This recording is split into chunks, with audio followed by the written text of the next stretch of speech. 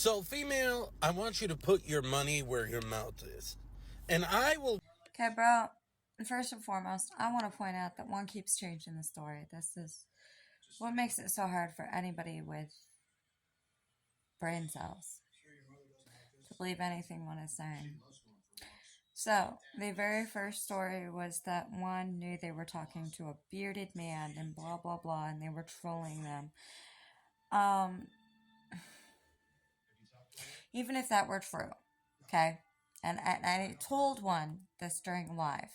The lives are on my YouTube. It's tagged in my account, okay? I told one this. Even if one thought it was bearded male, okay?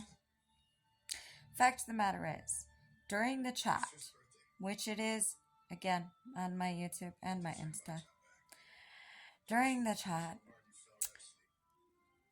the account one was talking to said things like, "Is that your horsey? It's so big. Do you want to talk to my mommy?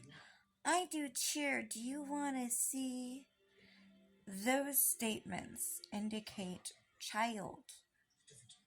Even if an individual thinks it is a grown ass man, even if an individual thinks it is a scammer, when someone is speaking to one as a child, the correct recourse is to say, "I'm sorry, sweetie.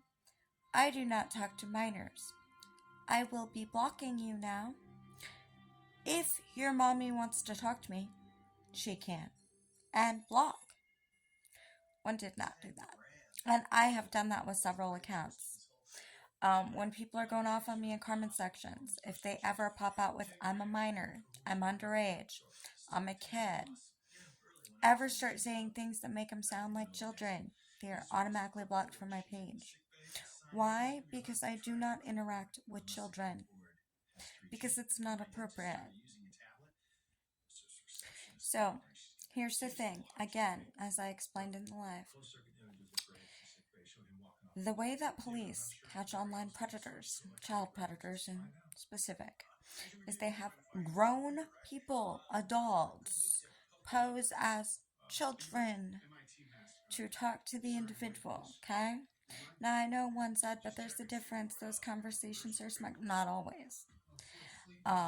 It is actually illegal in many states, including the state of the child, for someone to speak to anybody under 18 without parental consent. So the second that one knows that they are 18, one should stop all communication. The second there is any slight indication, that is the appropriate response. And it doesn't matter what an individual thinks, and a court will not take that as an excuse for one's behavior. Secondly, we went over the fact that grooming does not have to be sexual in nature. If that were the case, then the current T push for transgender individuals would not be grooming. However, it is, even though it is a non-sexual topic. While it does deal with sexual organs, it in and of itself is not sexual, but that is still grooming. Not all groomers groom children for that kind of activity. There are many reasons why groomers groom children, which is why grooming classification is not only limited to sexual discourse. So, here's some advice. In the future, if one comes across anybody who makes a childlike comment, one comes across anybody known or suspected that may be underage, if one gets told they are underage, do not continue communication, no matter what one believes. But here's the thing, like I said, one changes their story a multitude of times because first it was the bearded man, okay? Then it was supposedly one thought they were a scammer. When the scammer acts like a child, they usually act like they want to be someone's sugar baby. Yes, I get those in my fucking DMs all the time. Thank God for filtering. Anyway,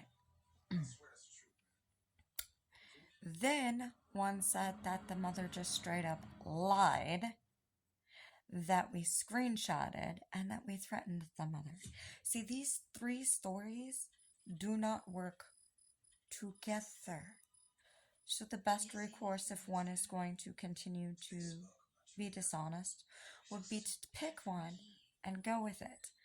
But the absolute best recourse would be to admit that one simply did not understand what they did was wrong, and that they are sorry, and that they will never do it in the future. And stop. But then we go on to the topic of womanizing. I can instruct one on how to fix that too if they'd like. Oh, and since I noticed that one didn't tag Petty in that video, I'll do so tomorrow morning when I wake up.